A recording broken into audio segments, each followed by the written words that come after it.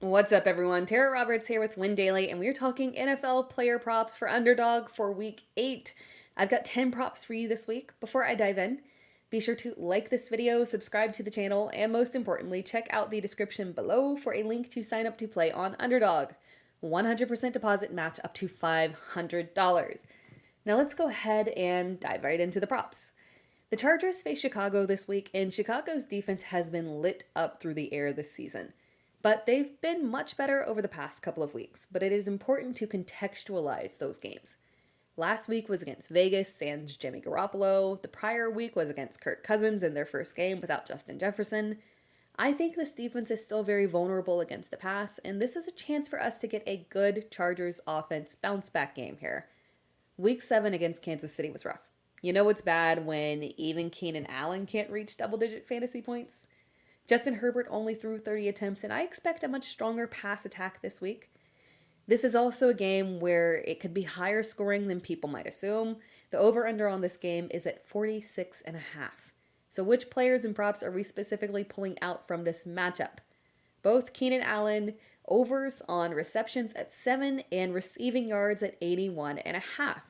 Josh Palmer is questionable with an injury. Gerald Everett is questionable as well.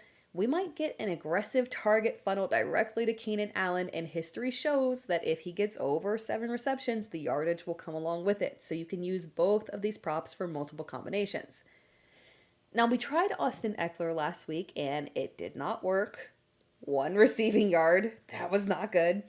Chicago's defense has actually been pretty good against the run, allowing an average of under 70 yards. But the line on Austin Eckler's rushing yards, I'm like a moth to the flame. It's at 49.5. Are we going there? Are we doing this? No, we're not. It's too risky. It could hit. He could hit it, but it is risky. But what we are going to do is do the over on his receiving yards at 31.5. Chicago's defense gave up more than that in combination of Josh Jacobs and Zamir White last week.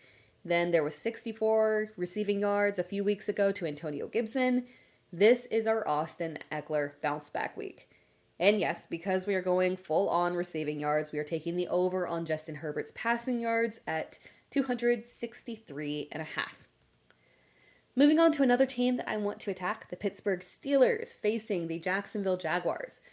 The Jags have been lit up through the air. Excluding Desmond Ridder, which is pretty easy, every quarterback that has faced the Jags has thrown for a minimum of 223 yards. That 223 yards was by Anthony Richardson in week 1. That puts everything in perspective. The line for Kenny Pickett this week is at 215.5. We gotta smash the over on that. I want to include Deontay Johnson on this, but he sat out of practice on Thursday, and while he returned on Friday and was cleared, it just kind of spooked me a little bit. I would hate to lose out because he has a re-injury issue. So again, he could hit this one, but it's risky because of the injury factor. So we're just going to focus on George Pickens, 2 props here.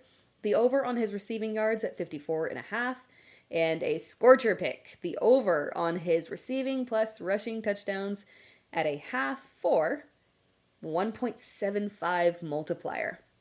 Now let's talk about some individual players here. I like the over on Jahmyr Gibbs rushing yards at 64.5. That is just below his yardage from last week, which was 68.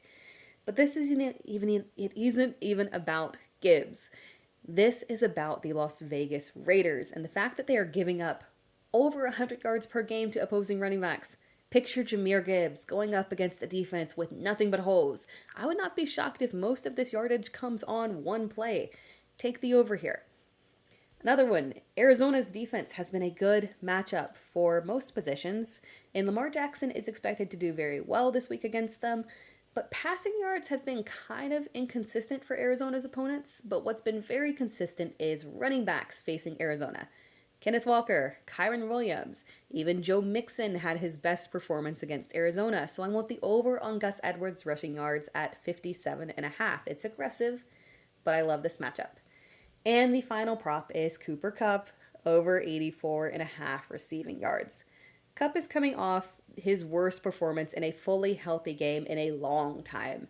It's literally been years since he has performed that poorly.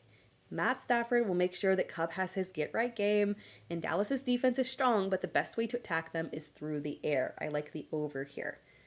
And that wraps things up. Those are our 10 props. Thank you for watching this video. Be sure to like the video and subscribe to the channel. And most importantly, remember to sign up to play on Underdog today. The link is below in the description.